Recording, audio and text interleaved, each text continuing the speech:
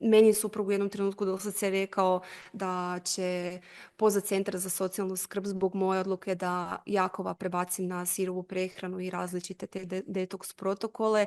Cijela obitelj je bila protiv mene, govorili su, cijeli Karlovac je pričao da sam luda, da nisam normalna, da izgladnjujem svoje dijete, a onda par mjeseci nakon kada je nalaz došao da se tumor smanjio bez lijekova, bez kemoterapija, onda odjedanput te, znaš, svi diče.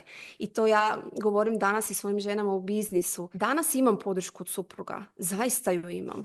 Ali nekako podrška je uvijek pružena onima koji je više ne trebaju. Ako gledaš i u sportu, evo ja sam se bavila bodybuildingom i sjećam se jedne situacije, išla sam na svjetsko prvenstvo, netko iz Karlovca, bila sam mlada, ide na svjetsko prvenstvo i išla sam na nokte i žena mi je rekla, wow, ti kad se probiješ, kad uspješ, mi ćemo ti biti sponzor.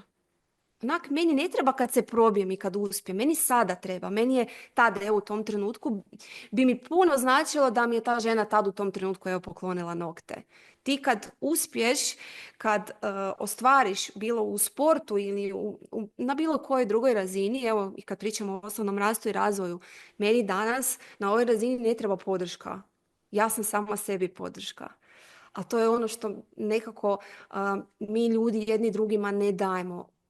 Kad ljudima treba dati podršku, tad podrška izostane, a kad onda netko nešto ostvari, onda ćemo stvoriti podrška. U biti trebalo bi biti obrnuto.